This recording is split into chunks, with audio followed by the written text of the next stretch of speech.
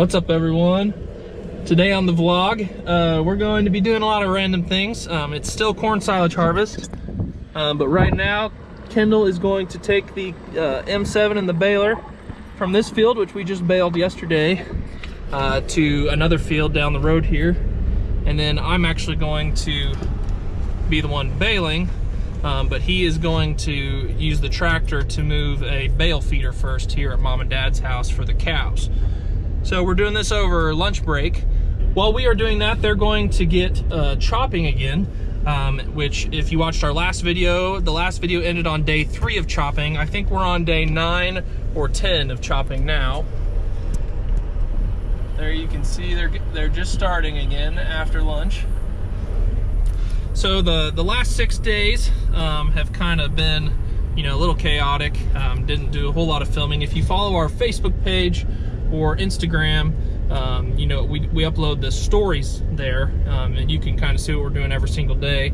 These vlogs are usually a week or 2 behind because I have to edit them together first. But we cut our own silage for about 3 days. We cut about 100 acres of corn silage, filled up the trench for the most part, and then we went and cut the pivot circles over the next few days. So we were up to maybe 150 acres of our own corn silage. And then we picked up 2 different fields to chop for the neighbors. The one was about 60 acres, and we did that one over a couple, I think it was 2 days.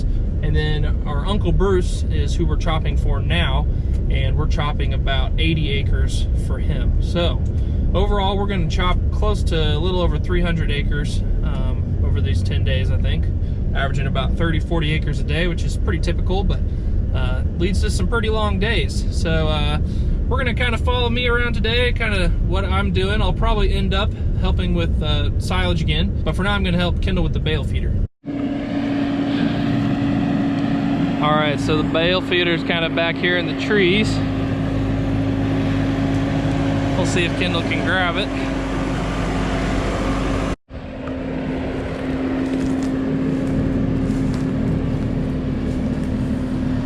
He's gonna have to turn around in the field. Oh.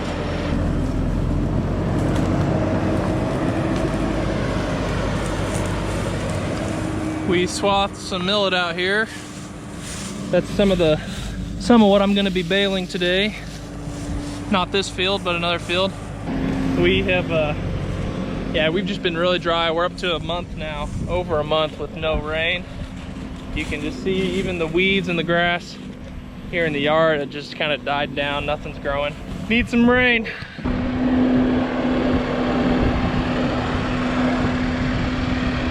This is down at our parents' house, so this is our main feed lot.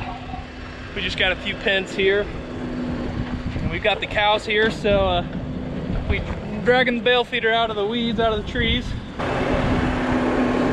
It's not in the greatest of shape, but it'll still feed hay. Nothing wrong with it.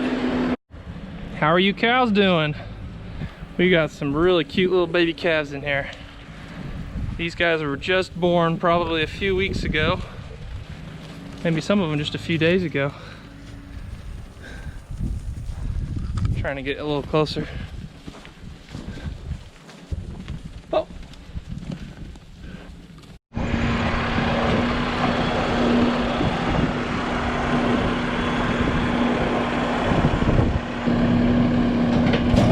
Nice. So these are fall calving cows. Those bigger calves are actually from, they're born in June, which is early, but the rest of them are about to calve here. Some of them are just a couple of days old, right? Those 2 are actually our first set of twins, those white-faced ones that we've had on our farm. So twins, they're exciting. The mom has claimed both of them, so we're gonna leave them with her. The reason we're bringing them home in August is because we kind of overstocked the pasture, planning to haul them home you know, early in the grazing season, and then we're going to transition them onto this cover crop, but we don't have the cover crop fenced yet, so I'm just putting the pairs here. We're going to tie them over with this CRP bale and leave them in this fence until they're ready to turn out, and they'll be back on green again for fall grazing. Cool. All right, now I'm going to go bale. Hey, is this jug? It's from the other day, so Oh, okay. Need to get some new ice for it.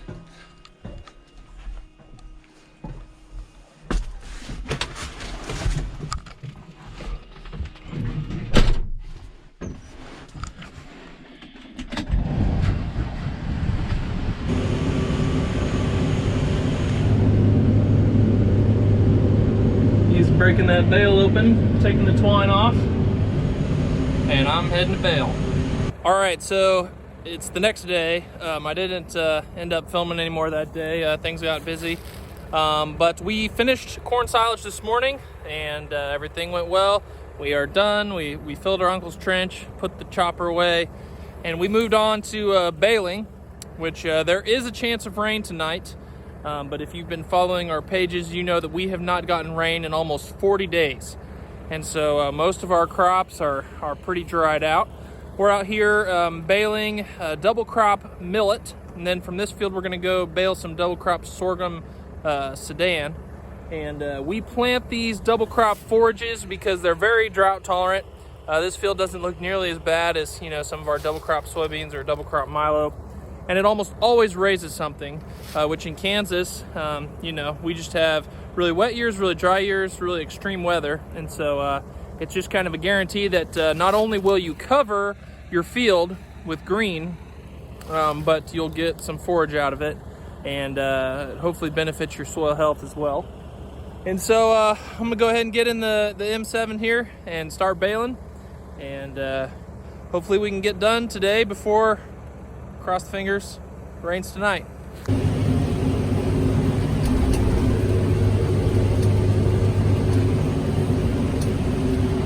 So this is our pivot circle here of the corn that we're going to combine for grain. And so this is a pivot corner back in here that we planted to millet. It is 100 degrees today with a heat index of 106. We're like 3 days away from September. So I think after this week it's like not supposed to get above 90 again, but it has felt like the longest summer ever. And our crops were doing great. We had rain up until the middle of July, but then it just totally shut off. And it has been so hot and windy, and the crops have just gone downhill every day since then. And today, you know, we very may well get a rain tonight or this weekend, but today itself has been the hottest day of that stretch, the last day. And so who knows if our double crop soybeans and Milo, who knows if they'll make it out of this. I'm gonna try to get around and film some for you guys so you can kind of see what we're up against. It's been very dry.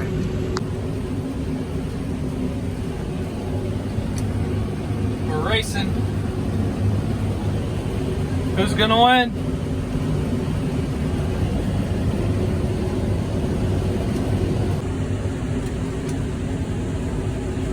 Oh baby, take that, Dad.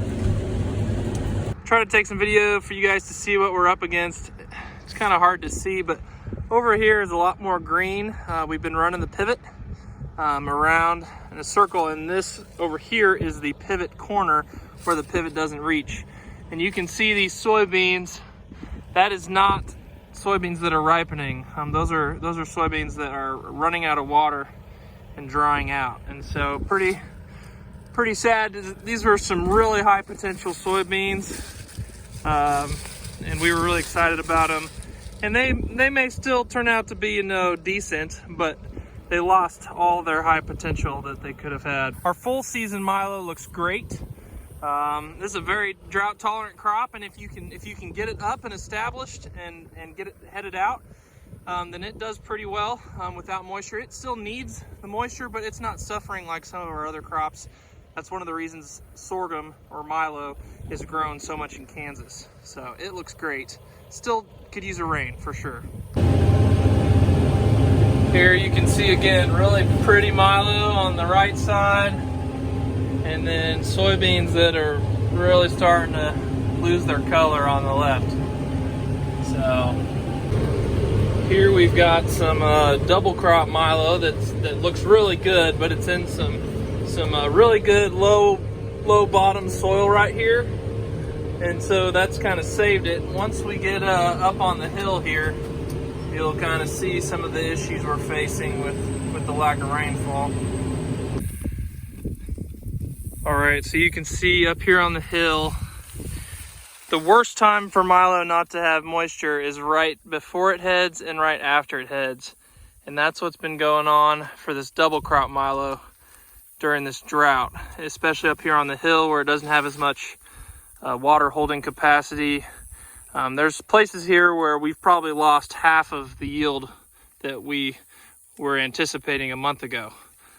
These had the potential to be probably 100 plus bushel double crop milo, and now we're looking at 50 or less, at least up here on the hill. So that's really tough to watch over the last 40 days.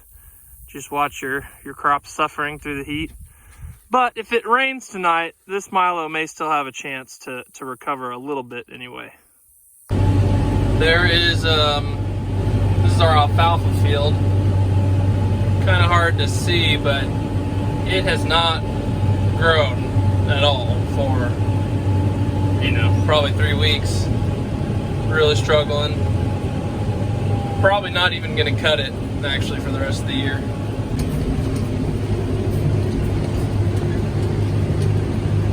There goes a spray plane.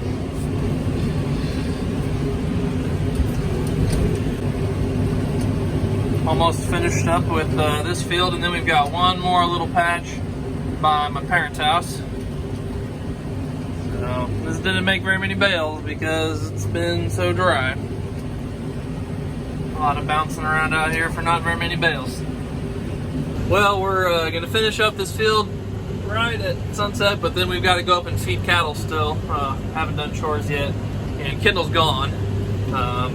Kendall just had a baby, and I think they're going up to be with her parents, and so we're kind of short-handed today, but I'm gonna go do chores after this, and thankfully we got all this hay baled before it hopefully rains. I've shown you guys some of our dry crops. Hopefully it rains tonight.